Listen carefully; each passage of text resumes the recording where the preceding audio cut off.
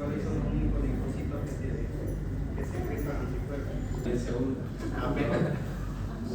Bien, doctores, hoy vamos a seguir con una parte muy importante que es un tema respiratorio, entrando ya más a los síndromes que van a llevar a sus pacientes a su consulta, porque hasta el momento hemos visto la infección, la palpación de la parte respiratoria, que obviamente ya deben estarlo viendo en prácticas y tocar a sus pacientes sobre todo y ocultar lo que es la finalidad de la parte respiratoria, porque como han visto tal vez la mayoría cuesta mucho escuchar los ruidos respiratorios, ¿ya? Entonces hoy vamos a ver síndromes de la vía respiratoria, ¿ya? Y aquí vamos a decir, ¿qué es la vía respiratoria? La vía respiratoria o la vía aérea es la encargada que nos permite el pasaje de aire de la atmósfera hasta los alvéolos, región donde el pulmón, donde se realiza la hematosis. Entonces, a ese proceso se le llama ventilación. No es lo mismo que decir respiración. ¿Cuál es la única estructura en el cuerpo humano que realiza la respiración? Desde tu punto de vista. ¿Cómo? No, eso es parte de la ventilación. En el cuerpo humano solo hay una estructura celular que realiza respiración.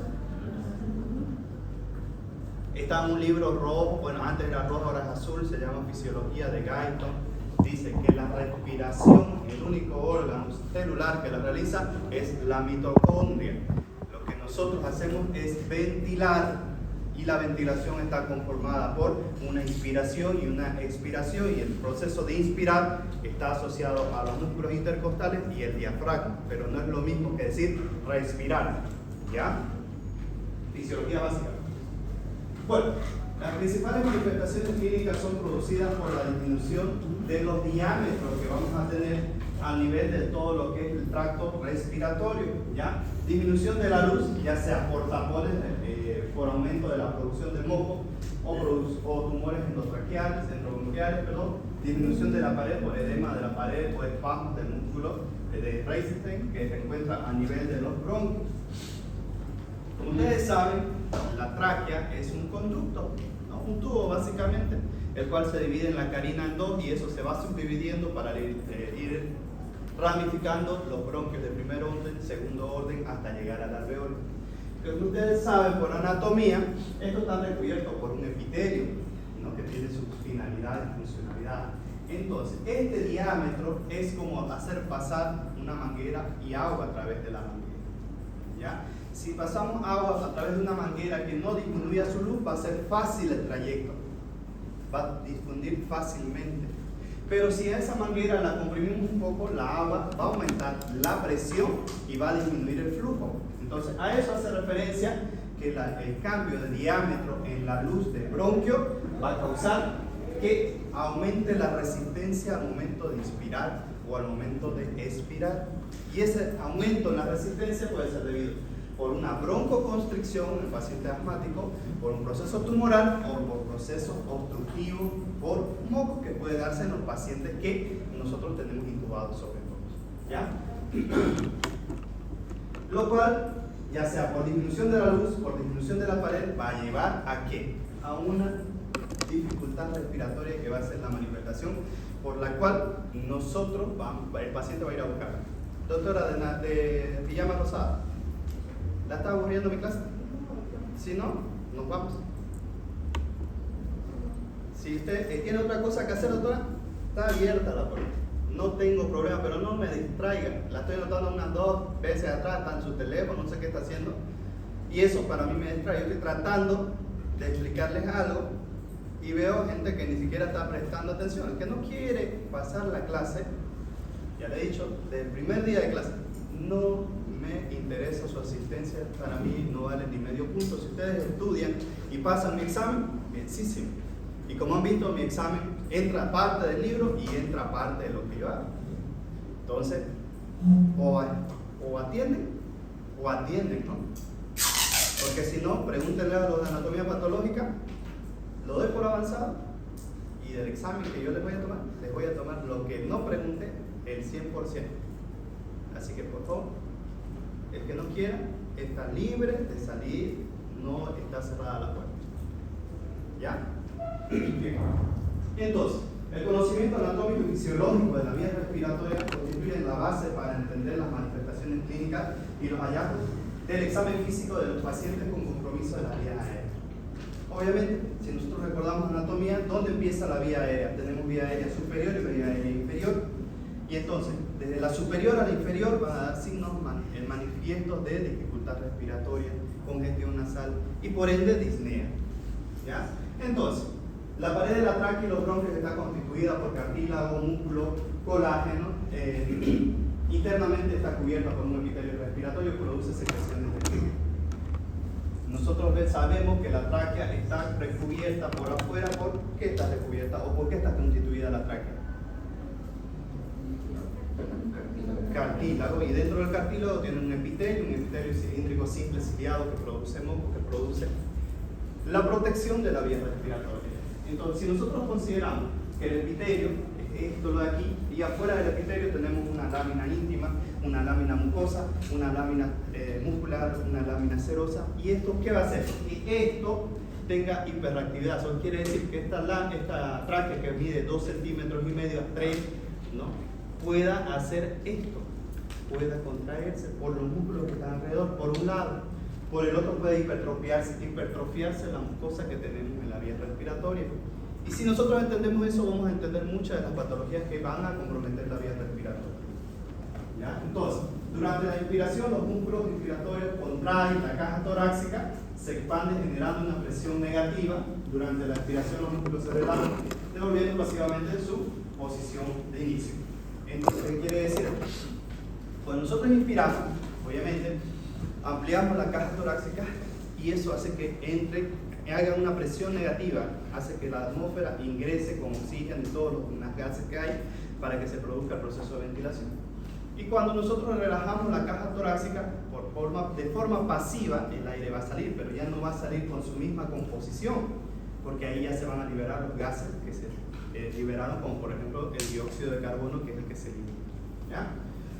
Entonces, la resistencia al flujo aéreo es inversamente proporcional al diámetro por la disminución del diámetro, por lo que al disminuir el diámetro, aumenta la resistencia al flujo, que compromete la aspiración y provoca atrapamiento aéreo.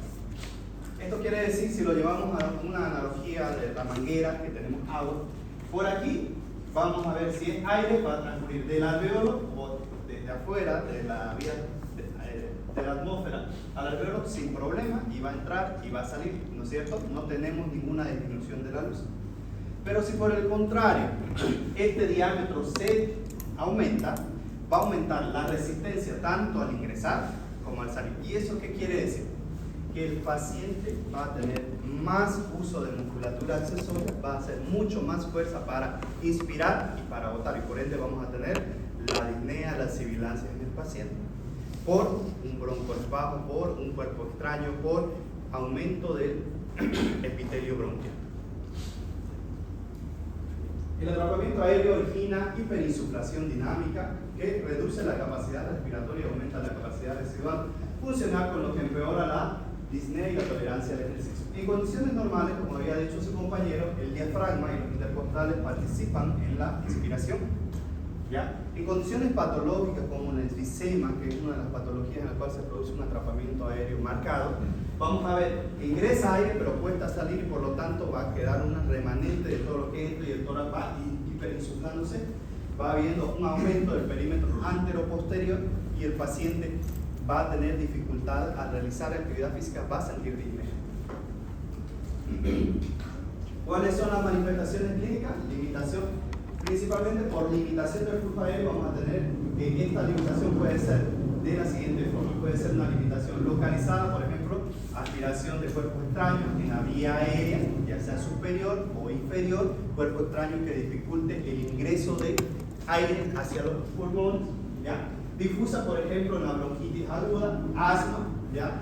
A su vez puede ser producida por enfermedades del aparato respiratorio como tal, como por ejemplo el EPOC, el asma, y otras enfermedades primarias como por ejemplo insuficiencias cardíacas, que van a comprometer este diámetro. Entonces, si disminuye el diámetro, va a aumentar la resistencia, y eso va a hacer que nosotros tengamos mayor dificultad para ingresar aire y expirar. ¿Ya? Bien. Manifestaciones clínicas desde un punto de vista clínico y anatómico, la obstrucción de las vías respiratorias, pues, ya lo habíamos visto, en altas y bajas. Cuando son altas, cuando se estrecha la tráquea, la laringe debido a procesos malignos o benignos, ¿no? O sea, ¿qué quiere? Arriba de las cuerdas vocales una obstrucción respiratoria alta, abajo de las cuerdas vocales una obstrucción respiratoria baja, y eso puede ser debido por procesos infecciosos o por procesos de obstrucción de cuerpos extraños. Baja cuando se compromete la vía respiratoria inferior desde los bronquios hacia abajo, o sea, antecitos de la bifurcación de la carina, ¿no es cierto? Ahí pueden haber cuerpos extraños o pueden haber procesos infecciosos. Entonces, una obstrucción respiratoria alta, vamos a tener que, va a haber compromiso principalmente inspiratorio, va a haber una disnea inspiratoria, ya sea por procesos patológicos como por ejemplo los tumores, procesos infecciosos, procesos de cuerpos extraños. La falta o la dificultad va a ser al ingresar el aire, hay algo que está obstruyendo el ingreso, entonces el paciente va a tener una dificultad marcada, va a utilizar más músculos superiores, va a hacer esto al tratar de inspirar, ¿ya? Clínicamente se asocia con disfonía, respiración ruidosa audible, sin necesidad de endoscopio. El paciente que tiene algún compromiso de vía aérea superior va a tener una respiración ruidosa, va a tener algún estridor laríngeo y va a tener marcados signos de insuficiencia respiratoria superior, que lo vimos en la anterior clase. ¿Cuáles eran los signos de insuficiencia respiratoria superior? Lo vimos en la anterior clase. El día jueves antes de irse. ¿Cuáles son los signos de insuficiencia respiratoria superior? Puede ser una pregunta más avanzando, no la responden, se van a estudiar a su casa. Porque no están siguiendo. Esto lo hemos visto la semana pasada. ¿Cuáles son los signos? Incluso les mostré un videíto. Varios videos les mostré en la anterior clase. ¿Cuáles son los signos de insuficiencia respiratoria superior? Les mostré a un niñito que estaba con aleteo nasal. Miren esto, un signo de insuficiencia respiratoria superior. Hay uso de la musculatura superior. Se los mostré el video del niñito que lloraba. Pero ahí mismo les dije, esto es signo de insuficiencia respiratoria superior, ¿no es cierto? Vale. Bien, dentro de los ruidos agregados, al momento de nosotros realizar la auscultación a este paciente que tiene una obstrucción de vía aérea superior, vamos a encontrar cornaje y estridor. ¿Qué es el cornaje? Una inspiración ruidosa, silbante, que puede escucharse incluso a distancia cuando tenemos algún cuerpo en vía aérea superior, ¿no? Como soplar por una corneta, vamos a escuchar ese ruido. Y estridor laríngeo, lo mismo, pero al momento de ¿ya? La obstrucción de vías aéreas altas es una afección potencialmente mortal. Por esta razón, su reconocimiento clínico precoz es fundamental para implementar medidas terapéuticas. Obviamente, todo lo que obstruya el flujo en vías respiratorias superiores va a tener una consecuencia mortal si no se lo resuelve, porque el paciente no va a ventilar, y si no ventila va a hacer hipoxemia, y si hace hipoxemia va a haber muerte cefálica y el paciente se puede morir. Entonces, es importante reconocer los signos de insuficiencia respiratoria superior. ¿Ya? Por otro lado, la obstrucción respiratoria baja es característico de los síndromes bronquiales, compromete principalmente la expiración, o sea, al botar el aire. ¿Ya? Clínicamente va a haber dificultad respiratoria, disnea, tos con expectoración. Estas manifestaciones surgen de la limitación respiratoria. ¿Ya? Y los ruidos sobreagregados que vamos a tener en este paciente van a ser roncus. ¿Ya? ¿Qué es un roncus? Un roncus es un ruido sobreagregado, húmedo, que se oculta en cualquier parte del tórax, derivado de ¿qué? De producción de moco, y es como escuchar roncar a un paciente, pero por el fonema. Sibilancias de origen bronquial. ¿Ya? Estas son expiratorias principalmente por disminución de la luz del bronquio y esto va a causar un silbido expiratorio. Excretores húmedos, originados por exudación, transudación a nivel alveolar, que se modifican al toser. Y ahí vamos a hablar de los estertores crepitantes de pequeña, mediana y gran burbuja. Si es de pequeña burbuja, quiere decir que hay compromiso del alveolo como tal. ¿Cuál es la particularidad de estos? Es que se modifican al momento de toser. ¿Qué quiere decir eso? El paciente, ustedes lo auscultan en campo pulmonar inferior derecho, escuchan estertores crepitantes de pequeña burbuja o finos, ¿no? Le dicen al paciente que tosa, en el mismo lugar no hay y aparecen en otro lugar. Por eso se modifican al momento de toser. Característico de los síndromes, ya esto lo habíamos visto. Bien, entonces los síndromes bronquiales obstructivos son situaciones en las cuales aumenta la resistencia de flujo en las vías aéreas, originando sobrecarga de trabajo para la musculatura respiratoria. Ya, la manifestación clínica principales son disnea. ¿Y qué era disnea? Todo esto está en el libro. Les dije la primera clase, 0 fotos, 0 videos, lean. Todo esto está en el libro, yo se lo he dicho porque lo he leído todo el libro prácticamente. ¿Qué era disnea? Bien. ¿Y la tos? ¿Cómo se puede definir tos? ¿O qué es tos? ¿Qué es tos? Ya dieron examen de esa primera parte, terminología que hemos hablado bastante. ¿Qué es la tos? ¿Cómo se define o qué es el concepto de la tos fisiológicamente hablando? Mecanismo de defensa. Bien, mecanismo de defensa. ¿Cuál es su finalidad? Expulsar cuerpos extraños. Sí. Entonces, la tos, de un punto de vista fisiológico, es algo benigno para nosotros, porque intenta eliminar un cuerpo extraño, o en este caso puede eliminar secreciones que tienen que salir del cuerpo. Y uso de musculatura accesoria. Y eso significa tiraje, ya sea superior o inferior. Tiraje superior, que era aleteo nasal, uso del músculo externo cleidomastoideo y hundimiento de la fosa supraclavicular. Tiraje superior, que habla de un proceso obstructivo en vía respiratoria superior. Y tiraje inferior, de acá para abajo, ¿eso qué quiere decir? Uso de musculatura accesoria intercostales hundidos, principalmente asociados, que pueden estar asociados o no a tiraje superior.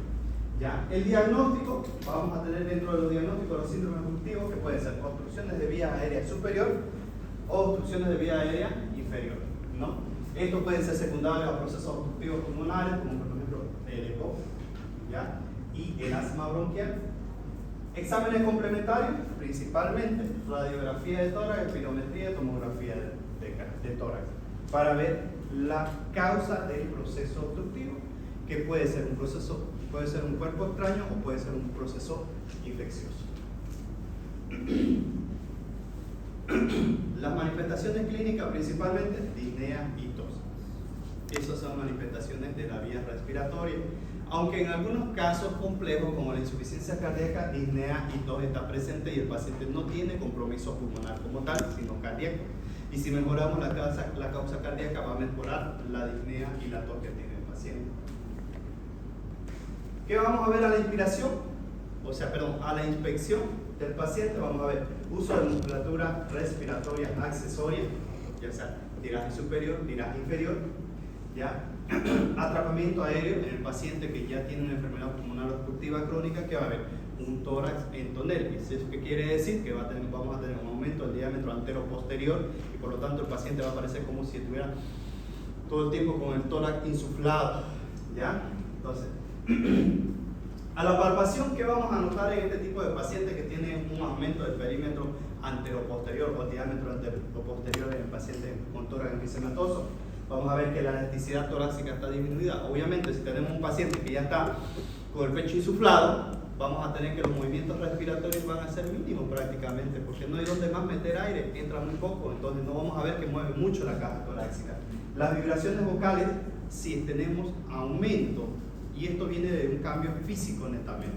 El sonido se transmite mejor por el, y esto también hablé en la anterior clase, se transmite mejor por el aire o se transmite mejor por el líquido. Cuarto medio, líquido. Por el líquido. Entonces, si tenemos un paciente que tiene un tórax enfisematoso, nuestras vibraciones vocales transmiten un frémito al tórax. Si lo tenemos hiperinsuflado, nuestras vibraciones vocales van a estar muy disminuidas, no se van a escuchar, y más si el paciente es gordito, ¿ya? Entonces vamos a tener disminución de las vibraciones vocales en un paciente con un tórax enfisematoso. A la palpación, que vamos a ver un diafragma que baja o más plano normal, eso se vería en la radiografía, pero a la percusión, ¿qué es lo que vamos a notar principalmente? A la percusión, si tenemos un hemitórax o tórax, o todo el tórax hiperinsuflado, ¿qué ruido tendríamos en la percusión? Tendríamos un hipertimpanismo en la caja torácica, ¿Ya? Entonces, a la ocultación vamos a ver que el tiempo respiratorio se va a prolongar, podemos encontrar sibilancias, roncos, estertores crepitantes, dependiendo de qué es lo que lo traiga el paciente. ¿Ya? Entonces, si yo les pregunto en su examen, en un paciente con un neumotórax o en un paciente con un tórax en tonel, ¿cómo se ve a la inspección, a la palpación, a la percusión y a la ocultación? ¿Ustedes qué responderían? A la inspección, ¿cómo estaría? O sea, inspección ¿qué? Ver, ¿cómo estaría ese tórax? No hablé de un paciente en insuficiencia respiratoria, dije un tórax enfisematosa, o sea, un tórax en tonel.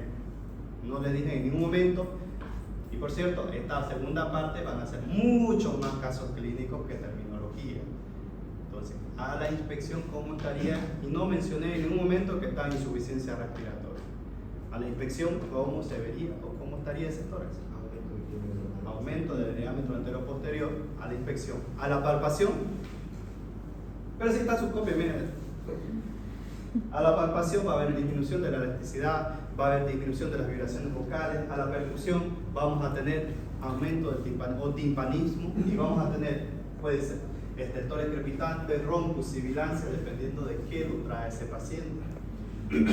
Y si le pedimos una radiografía al paciente, obviamente vamos a tener que el paciente va a tener un síndrome de rarefacción pulmonar, que quiere decir por hiperinsuflación del tórax, vamos a ver un tórax como se ve en física. Hiperinsuflado, en la radiografía lo vamos a ver, hiperinsuflado, signo de hiperinsuflación. Campos pulmonares vamos a ver hiperlúcido, o sea, más aire de lo normal, que es negro, como lo que estamos viendo ahí. Aplanamiento e inversión de los arcos de los arcos de los diafragma, o sea, esto de acá. Normalmente en una radiografía de tórax vamos a ver que el diafragma hace una curva, pero aquí miren que están planos los dos prácticamente. Otro signo es la rectificación horizontalización de las clavículas y de las costillas, porque normalmente las costillas tienen una cierta inclinación hacia abajo, en este caso están más horizontalizadas, al igual que de las clavículas, ¿no? Algunos le llaman imagen astas de huevo. Bueno, y esta es la característica de un paciente con EPOC.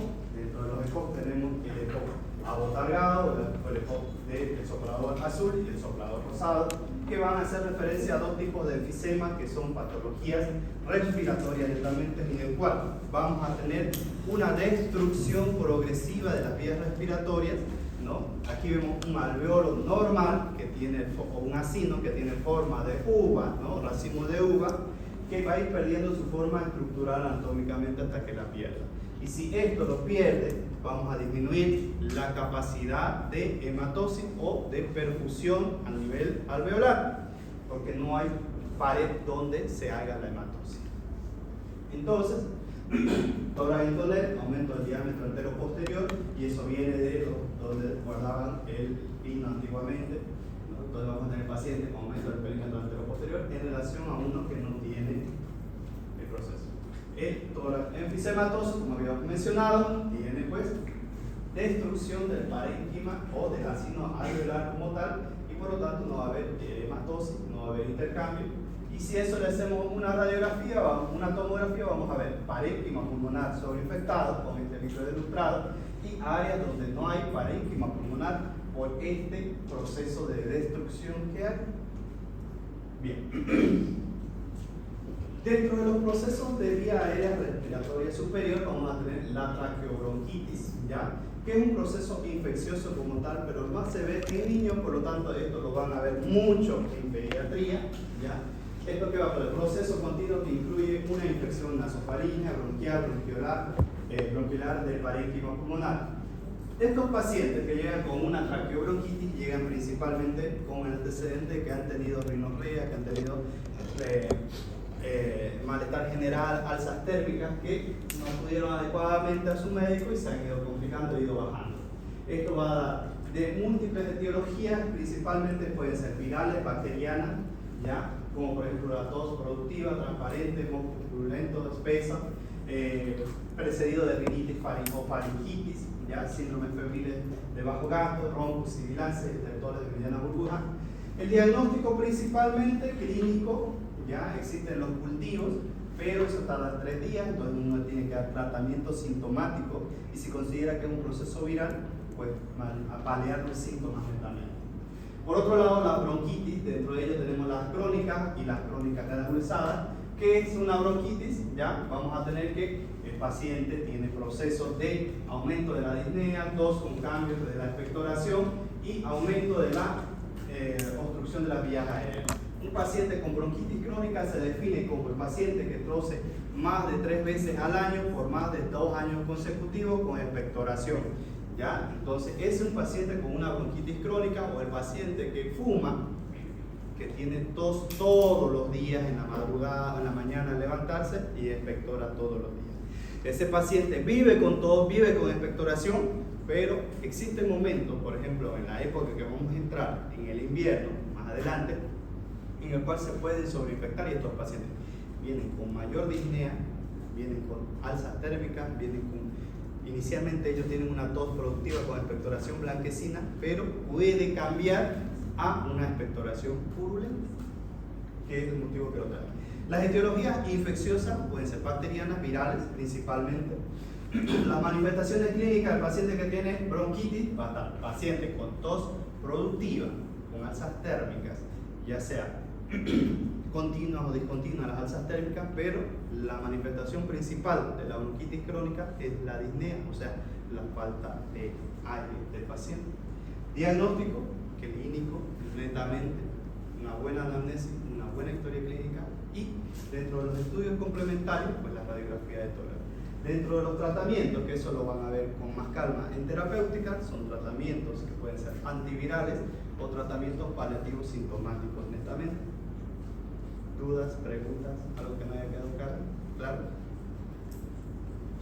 Bien. Aquí creo que no suena.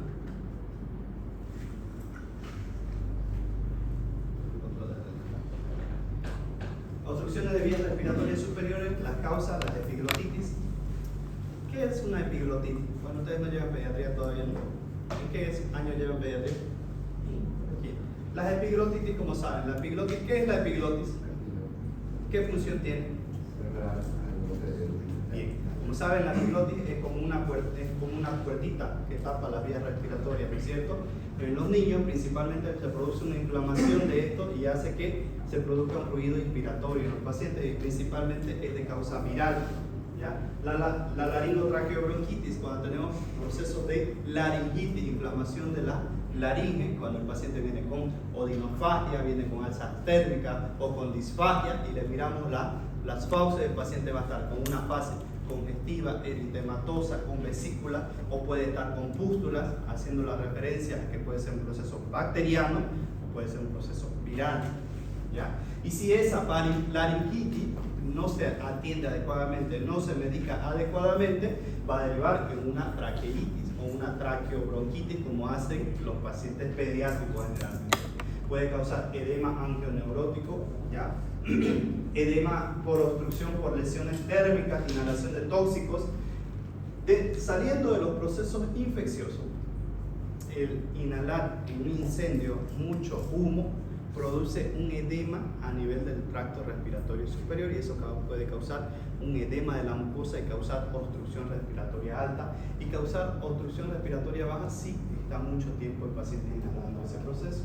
Aspiraciones de cuerpo extraño, principalmente en niños desde quintos, monedas, juguetes, soldaditos, bolillas, las arvejas, los manís, de todo se tragan o los aspiran. ¿Ya? Causas crónicas, principalmente procesos neoplásicos. Dentro de los procesos, los cánceres de pulmón, principalmente en pacientes que están asociados a fumadores crónicos, ¿no? Lesiones cicatrizantes, obviamente, pacientes que han sido mineros, pacientes que trabajaban con los cielos falsos de antes que tenían asbestos, pacientes que utilizaban mucho ¿qué le llaman el cigarrillo electrónico? Infecciones respiratorias crónicas, como por ejemplo la tuberculosis. La tuberculosis es una enfermedad que produce una cavitación por el mismo bacilo. ¿Qué bacilo es el que produce la tuberculosis? ese bacilo disminuye el parénquima pulmonar y al momento de cicatrizar, sanar, ese pulmón se retrae y produce una cicatrización y disminución de la extensibilidad del paciente, del pulmón como tal. Compromiso ovóceo, ¿no? Antiguamente se veía mucho los bóceos, aumento de la tiroides por disminución de yodo, que podían crecer tanto hacia afuera como hacia adentro y causar una disminución de la vía respiratoria como tal.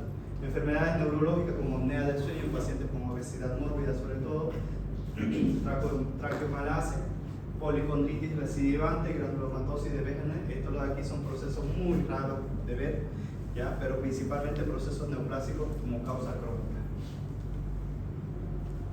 Aquí estamos viendo pacientes con uso de musculatura superior. Miren cómo hay una presión negativa.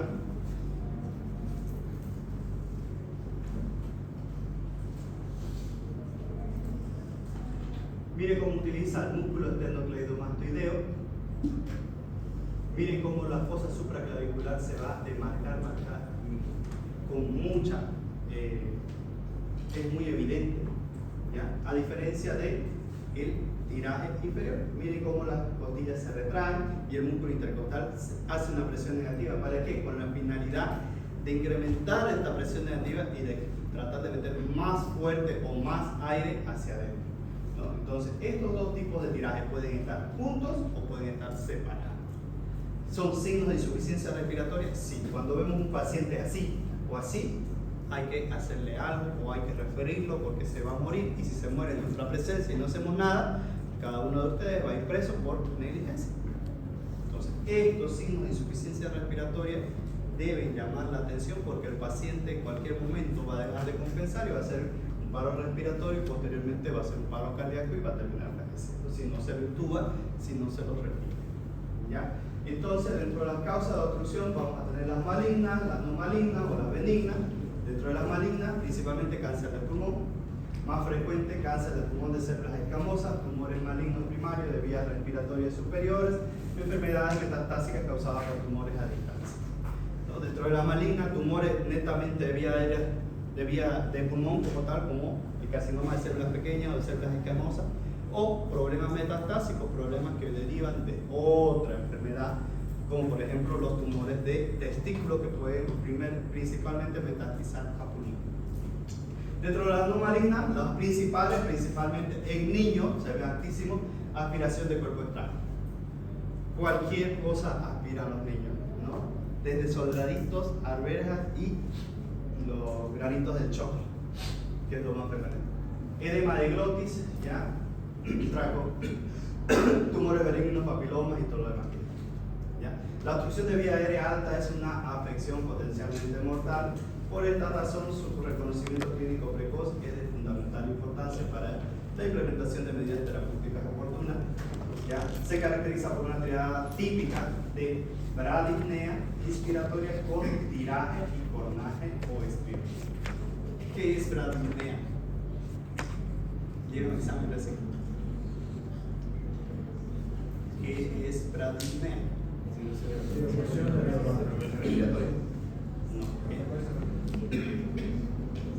Además de eso, ¿qué más es? Disminuye la frecuencia respiratoria y ¿qué aumenta?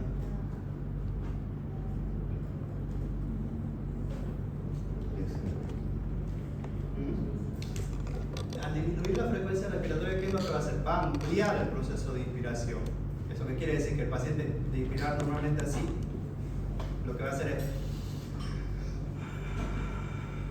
Eso quiere decir disminución de la frecuencia respiratoria con ampliación de la fase expiratoria, ¿ya? Y eso es porque tenemos un cuerpo extraño, ya sea en vía más alta, laringe, o que ya está cerca de la carina, por ejemplo. ¿Qué es esto? Una aceituna, que sea un niñito, ¿no? O un maní, en algunos de los casos que puede causar obstrucción de vía aérea. Fotones o cualquier cuerpo extraño que puede causar. Si este niño lo metió por, esto pareciera que ingresó por nariz porque no, viene por acá, está detrás del paladar. La verdad no sé qué diablos es, pero parece algo como una tapa, ¿no? Pero es hueco. Bueno, pero lo que pasa, miren, es como si se lo hubiera ingresado por la nariz y está entre el velo del paladar y la nasofaringe. A diferencia de este, que claramente es un botón que ha sido aspirado, ha sido metido a la boca y debe estar ocluido antecito de las cuerdas vocales. Entonces, lo más frecuente es ver en niños, ¿ya? Este se escucha, no hay sonido como la ahora ya, pero este tiene un paciente con estridor laríngeo marcado. Y bueno, este es uno de mis pacientitos estrella. Miren, ¿qué es lo que tenemos ahí? Una radiografía lateral de cuello, un paciente mayor de 45 años que durmiendo es portador de una placa dental. ¿No? Durmiendo, su placa sintió sensación de disnea, se tragó su placa. ¿No?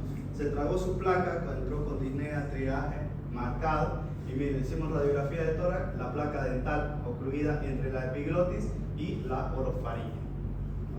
Entonces el cuerpo extraño tiende a entrarse a la vía respiratoria, pero por estas cositas que tiene aquí no se entró abajo. Entonces este paciente se le tuvo que hacer una fibrolaringoscopía para extraer con una pinza esto bajo sedación, retirárselo al paciente.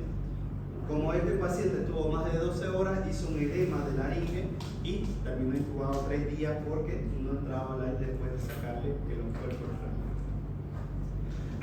Bueno, otra de las manifestaciones más frecuentes es el asma bronquial, ¿no? ¿Y qué es el asma bronquial? Es una enfermedad inflamatoria crónica con base genética caracterizada por eosinófilos, linfocitos T, mastocitos, una hiperactividad bronquial con una respuesta de hipersensibilidad tipo 1 mediada por histamina, ¿ya? Que va a hacer que la mucosa y la parte del músculo peribronquial sea muy reactivo a ciertos alergenos como polen, humedad, moho y disminuyan la piel. Con el tiempo, como es crónico, va a haber una hipertrofia. Están llevando anatomía patológica, ¿no? Lo van a ver ahí. ¿No? Con el tiempo produce una hipertrofia de la mucosa y producción de moco exacerbada, entonces el paciente tiene dificultad para introducir aire y para expirar, y el paciente que empieza a silbar y causa al momento, y se exacerba el proceso de cambio de clima en pacientes que hacen actividad física, ¿no? Que va a dar una disnea sibilante, ¿no? El paciente llega incluso sin necesidad del fonendoscopio, dependiendo de la gravedad del cuadro, llega silbando ese pecho. ¿Alguno de ustedes aquí es asmático? ¿No? ¿Puede estar asociado a tos? Claro que sí. ¿Por qué? Porque está en vía aérea inferior y entonces produce moco y sigue un proceso ya crónico. El paciente asmático sabe que es asmático, viene con sus broncodilatadores, viene con todo su kit de medicamentos y él sabe qué tiene que colocarle, ¿no? Por lo tanto, va a estar produciendo moco todo el tiempo y va a tener tos que puede ser productiva o improductiva, ¿ya? Sensación de opresión en el pecho, y más si es secundaria a un proceso de actividad física intensa. El paciente va a estar desde taquinéico, va a estar cianótico, va a estar violáceo, va a tener una respiración ruidosa y va a estar muy irritable. ¿Por qué? Va a estar hipoxémico porque no le está entrando la misma cantidad de oxígeno que él está habituado a recibir en los casos en que no está con broncoespasmo. ¿Qué vamos a encontrar en los hallazgos a la inspección, evaluación, percusión? Vamos a ver que a la inspección vamos a tener un patrón ventilatorio con taquipnea o bradipnea expiratoria, ¿ya? Vamos a tener un deterioro del sensorio. ¿Por qué creen que deteriora el sensorio en un paciente con una crisis asmática severa? Lo voy a mandar a estudiar a su casa. Ya creo que es la cuarta pregunta que les hago y no respondo. ¿Qué fisiología básica? ¿Por qué es el sensorio?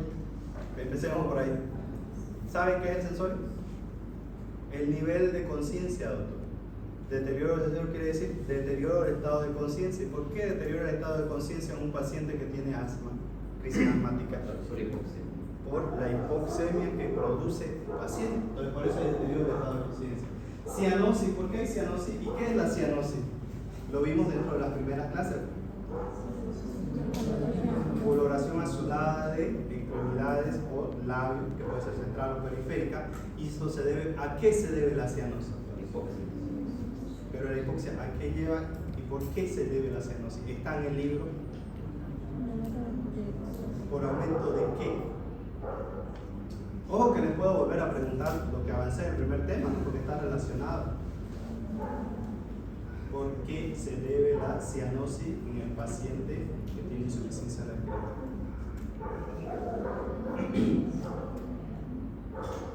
Les hago una pregunta fuera del tema. ¿Quieren ser médicos ustedes? Y entonces, ¿cuántas horas están leyendo por día? ¿Cuántas horas leen por día, doctora? ¿Usted, doctora, cuántas horas? Yo no. La duda todavía decirlo. Usted, doctora, que me está mirando de lentes, ¿cuántas horas lee por día? Una. En serio, les vuelvo a hacer la pregunta. ¿Quieren ser médicos? El médico más o menos, ¿saben cuántas horas tiene que leer? Tiene que leer 4 horas diarias para que se le quede algo de esas 20.000 páginas que lee, porque si ustedes leen de sus resúmenes, leen de los libros, no van a recordar nada, absolutamente nada. Y todo, en el momento de semiología, les dije el primer día de clase, semiología lamentablemente, ¿por qué? Lo que vimos el primer año, segundo año, tercer año, estamos viendo, se tiene que englobar para dar un diagnóstico al paciente. Y el paciente le va a preguntar, y doctor, ¿por qué me pongo azul? Se ponen azul mis manos, ¿por qué se ponen azul mis labios? ¿Y ustedes qué le van a decir? Sí, la vasoconstricción. La vasoconstricción no le pondría cianótico, doctora. La vasoconstricción va a favorecer que el paciente tenga una disminución de la coloración. ¿No tiene que ver con la hemoglobina? Bien, doctora. Tiene que haber por el aumento de la carboxihemoglobina, que quiere decir la hemoglobina desaturada, ¿no? Y es por eso que el paciente se pone cianótico, se te adopta esa coloración azulada, violácea si quiere. Esa es la explicación. Bien, vamos a tener el paciente cianótico, tórax en tonel, utilización de músculos accesorios, ¿no? Vamos a tener que el paciente tiene tiraje intercostal, ¿ya? A la palpación que vamos a ver en un paciente asmático, ¿no? Que vamos a ver disminución de la expansión de los vértices y las bases pulmonares, vibraciones vocales disminuidas. ¿Y por qué van a estar disminuidas en el paciente asmático? Porque estos pacientes tienen una hiperinsuflación, porque les cuesta eliminar el aire que inspiran. Entonces, por lo tanto, la expansibilidad torácica va a estar disminuida y las vibraciones vocales van a estar disminuidas porque está hiperinsuflado ese tórax. A la percusión, ¿qué vamos a ver? Hipersonoridad, porque tenemos una rarefacción pulmonar por aumento de aire, hay un atrapamiento aéreo en ese paciente. Y a la ocultación podemos encontrar estertores crepitantes, sí los podemos encontrar porque un paciente con asma puede tener una neumonía, sí la puede tener una neumonía, ¿no? Pero si es solo por hiperreactividad en los pacientes que hacen actividad física o huelen algo en el ambiente, vamos a tener sibilancias, roncos, ¿ya?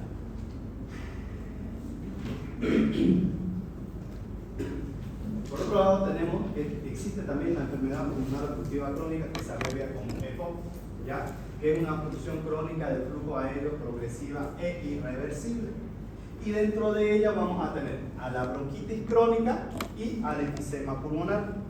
Antiguamente se la consideraba al asma también dentro de ella, pero como varios neumólogos consideran que es una enfermedad restrictiva pero reversible, algunos la catalogan dentro, otros la sacan del proceso de EPOC. Pero dentro de EPOC vamos a tener que tenemos la bronquitis crónica, que es una tos con expectoración durante al menos 3 meses, durante cada año, por lo menos 2 años consecutivos. Puede ser pregunta de examen, ¿cómo se define bronquitis crónica? Y enfisema pulmonar, por otro lado, es un atrapamiento anormal y permanente de los espacios aéreos distales del bronquio terminal, acompañado por destrucción de sus paredes sin fibrosis pulmonar. En otras palabras, el alveolo, que tiene una formita de un signo de uvas, se va a distorsionar totalmente, va a perder esa forma y se va a adoptar una forma de globo más o menos. Esto está asociado principalmente, la bronquitis crónica y el enfisema pulmonar va a estar asociado a hábitos de fumar y al déficit de alfa-1 antitripsina, ¿no? Que son trastornos congénitos genéticos, lo cual va a predisponer a la destrucción del alveolo como tal. Entonces, Dentro del EPOC tenemos estas dos patologías. Y de estas dos patologías se pueden sacar un montón de preguntas. ¿Ya?